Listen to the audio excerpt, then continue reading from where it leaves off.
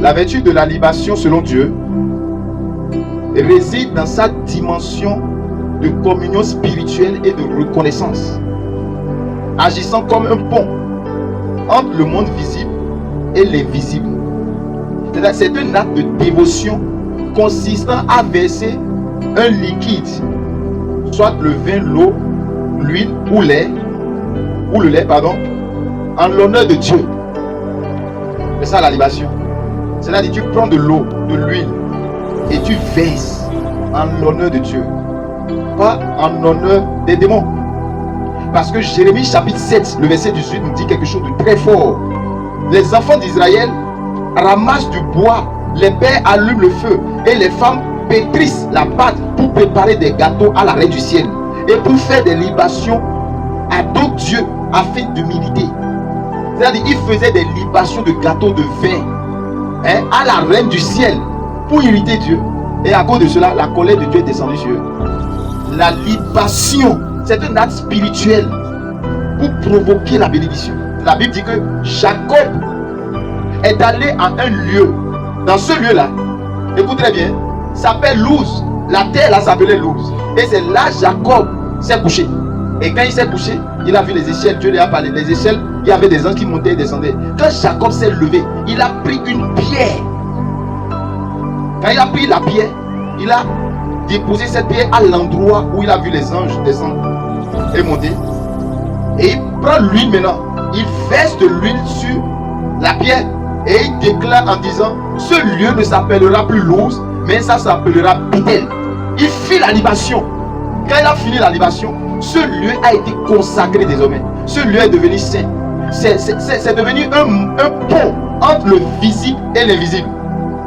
Laissez-moi vous dire ce soir que la terre Luz représentait le cœur de Jacob.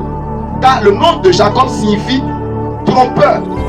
Il est tortueux dans son cœur. Or, Luz signifie celui qui détourne, être tortueux. Donc, c'est dans ce lieu-là que Dieu a visité Jacob. Et Dieu dit à Jacob, ton nom ne sera plus Jacob, ton nom va s'appeler Israël. Gloire à Dieu. Et quand Jacob a fait la libation, pas la libation, il a changé le nom de l'endroit. En parlant. Et son nom, c'est-à-dire le lieu est devenu Bethel. C'est-à-dire le cœur de Jacob a changé de cœur tortueux selon Jérémie 17, verset 9. Il dit le cœur de l'homme est tortueux par-dessus tout. Et la terre représente le cœur de l'homme. Vrai ou faux? Et Jacob s'est couché sur cette terre Luz qui révélait l'état de son cœur quand il a fui son père. Gloire à Dieu. Et Dieu a changé son cœur. Et il dit, aujourd'hui là, je fais la libation. Et cette libation là, de Luz, ce lieu s'appellera Bethel. Bethel qui signifie sanctuaire. Bethel qui signifie la maison de Dieu. Donc le cœur tortueux de Jacob est devenu le cœur où Dieu habite désormais. Amen. Alléluia. Donc le lion d'amen n'est pas le problème. Il faut avoir la révélation pour changer l'endroit. Et pour changer un endroit où les entités étaient restées, c'est pas la libation. Il a consacré le lieu pour changer l'identité du lieu. Le lieu qui s'appelait détourné, tortueux, pas la libation là. C'est devenu la maison de l'Éternel, la maison où Dieu réside, où Dieu va descendre désormais. Pas la libation, le lieu où la terre d'où tu sortais.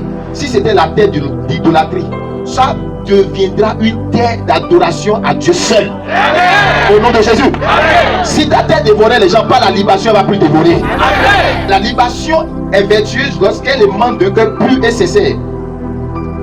La libation là, on le fait avec un cœur pur et sincère. Pas pour aller détruire les vies. Non. La libation de Jacob, c'était pour détruire personne. Mais c'était par rapport à lui-même. Pour que la terre lui soit favorable. Parce qu'il a rencontré l'invisible à Luz, qui est devenu quoi? Bethel. Est-ce que vous pouvez suivre? Donc, sur le plan spirituel, la libation est perçue comme un parfum qui monte vers Dieu.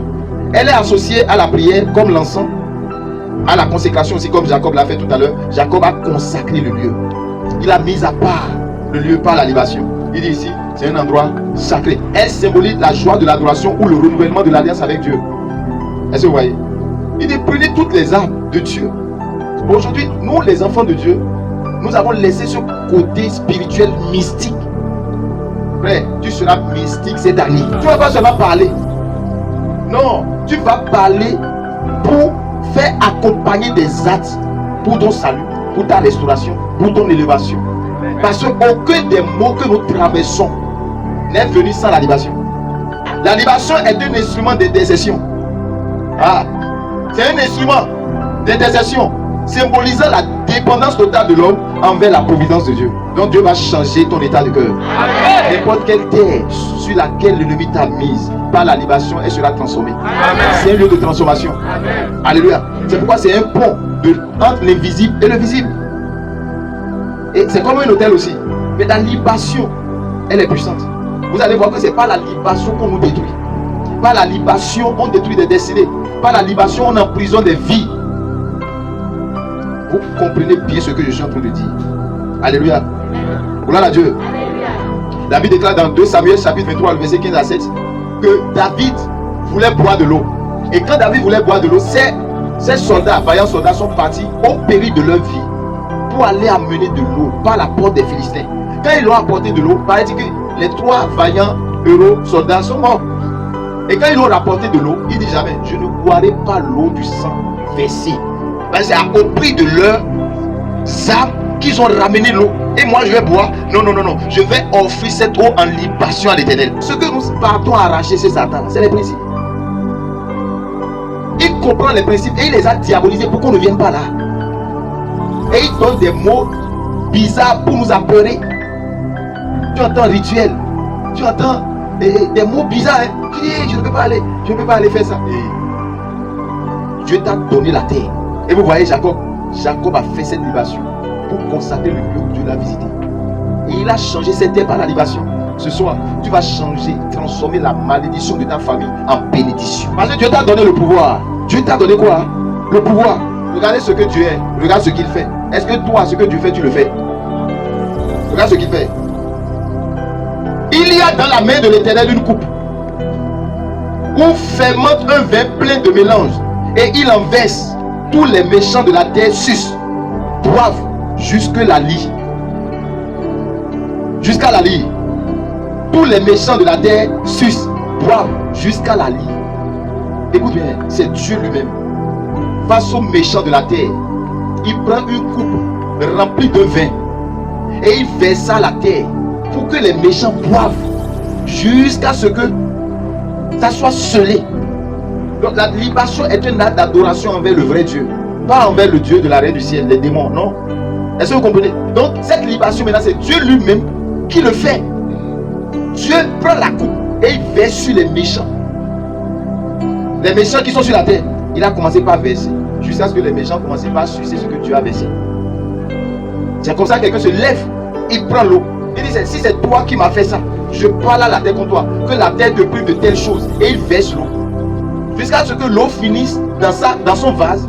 Ça veut dire qu'il a scellé ce qu'il a dit. Il a scellé la malédiction. Et toi tu te lèves maintenant. Tu deviens ivre de la malédiction, des attaques, de ce que quelqu'un d'autre a déjà dit. Tu subis.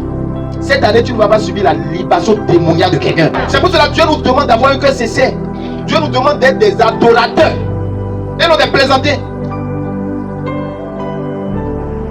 Tu dois prendre ta vie au sérieux. Il y a certains problèmes, hein? Ça découle de la libation que quelqu'un a fait pendant 90 jours, pendant 21 jours, sur ton foyer, sur tes finances. Et toi tu es là, tu subis. Parce que c'est un principe. Dieu ne va pas descendre et dire pourquoi il a fait. La libation, c'est une forme d'intercession que tu fais, que la terre reçoit et la terre agit. La terre est une entité vivante. De quelle terre sors-tu? Quand Jacob est allé sur la terre qui s'appelle Luz, ça veut dire ce qui est tortueux. Donc ce qui est tortueux là, qu'est-ce qu'il peut faire là? Il peut réaliser quelque chose? Mais non. Mais laisse-moi te dire que dans ta terre tortueuse là, c'est pas un problème pour Dieu. Dieu va te visiter sur cette terre. Tu n'as pas besoin de voyager. Tu n'as pas besoin de fuir, de changer ton nom de famille. Dieu va te visiter dans ta terre morte là pour rendre cette terre vivante et féconde.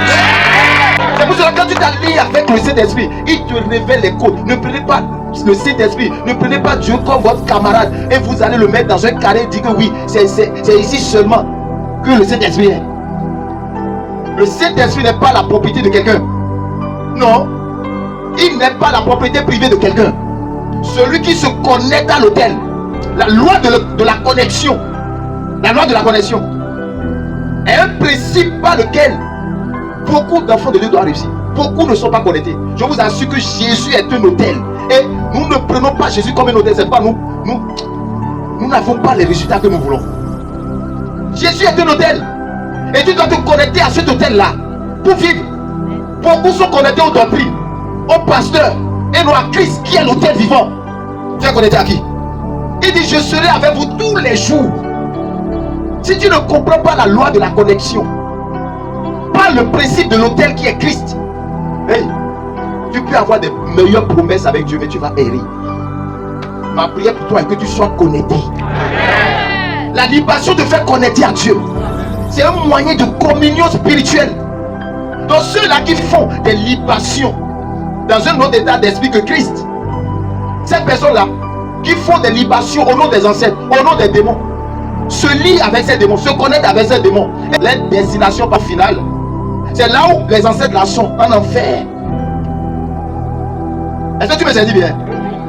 Si tu fais la libation à un mort, parce qu'il y a la fête des morts dans toutes les familles pratiquement aujourd'hui, où nous faisons des libations, nous faisons des cérémonies, c'est parce que tu es rattaché à eux. Et là où ils sont, tu vas s'y trouver dans peu de temps. Donc on ne vient pas à Christ là pour résoudre les problèmes. La première des choses qui nous amène à l'église, sur la montagne de prière, c'est pas pour régler nos problèmes, c'est pour chercher premièrement le royaume des cieux. Ce que tu cherches, si tu veux femme là, va dans le monde, tu vas trouver femme. Si tu veux voiture, va dans le monde. Si tu veux l'argent, oh, va dans le monde. C'est pas en prière ici que tu auras l'argent. Beaucoup ne comprennent pas pourquoi ils prient, pourquoi ils viennent à la prière. Tu viens à la prière pour chercher le royaume des cieux d'abord.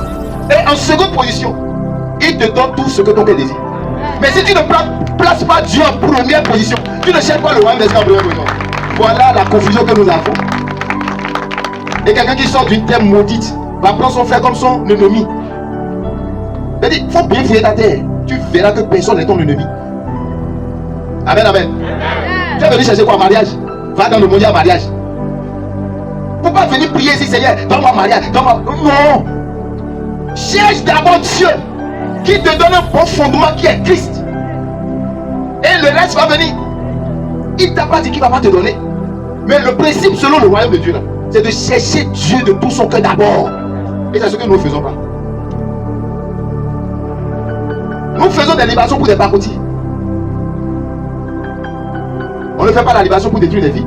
Non. Alléluia. Gloire à Dieu. Qu'est-ce qui t'a amené à Dieu? Miracle. C'est pourquoi quand tu ne trouves pas miracle, tu deviens piqué Satan. Et tu deviens jaloux, aigri, fâché contre Dieu, médisant contre Dieu.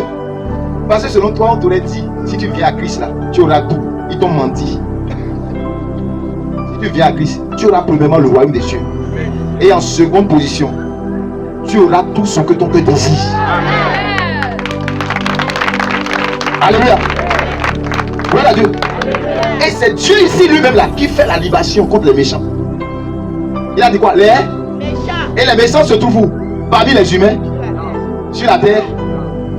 Ils sont dans les lieux célestes. Ils sont des ambulants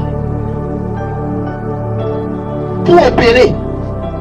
Des esprits méchants qui sont réveillés par la libation du sein du vin de Baal pour accomplir des missions de destruction dans les familles, dans les églises, qui ont possédé des corps qui sont libres. Les corps qui sont des louses et non des bétels. C'est pourquoi la Bible dit que toi, tu n'es plus loser. Tu es la maison de l'Éternel. Ton temple est le temple du Saint-Esprit. C'est pourquoi il n'y aura pas habitation de démons. Il n'y aura pas la maladie. Il n'y aura pas la pauvreté. Parce que dans le sanctuaire de Dieu, c'est le Saint-Esprit qui vit, qui réside. Donc comment nous faisons dans l'adoration sans libation à Dieu?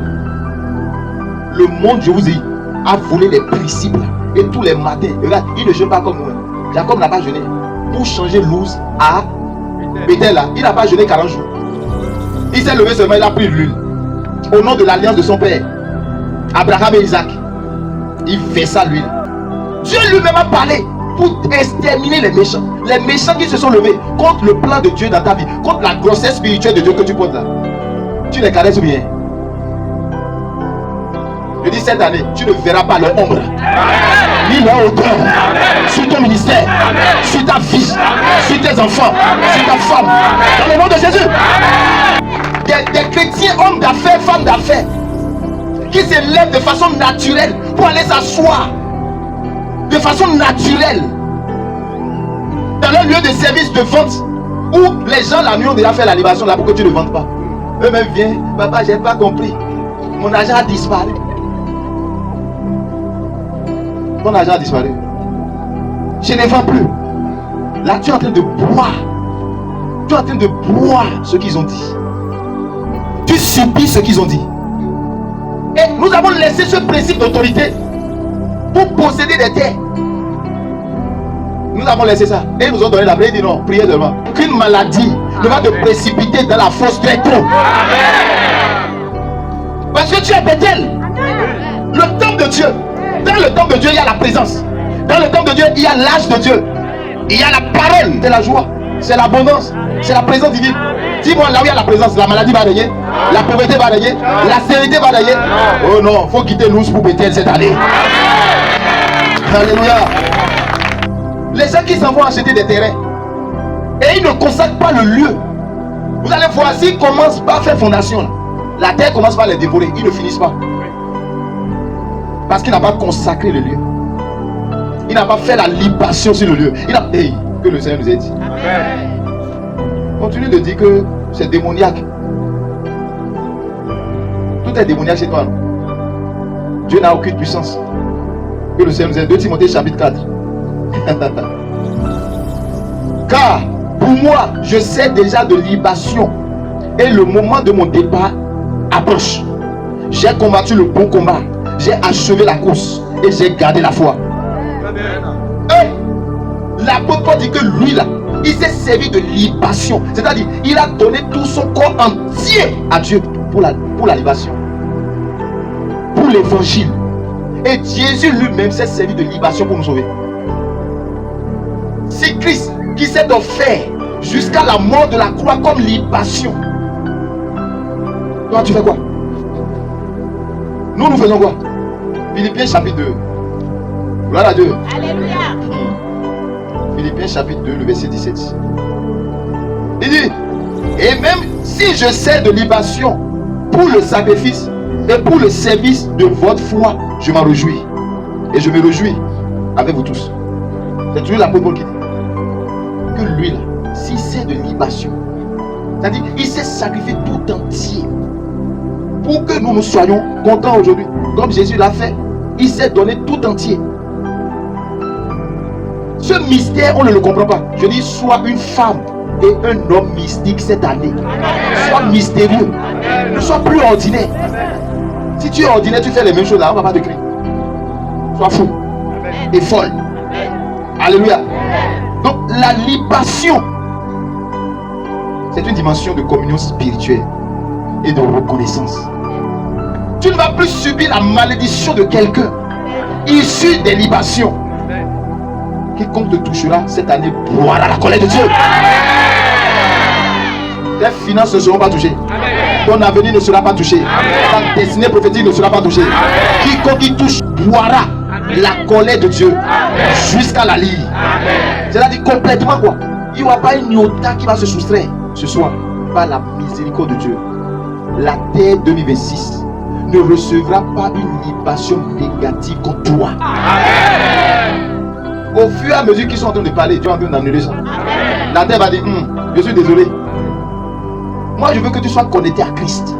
Jésus est un hôtel vivant en déplacement.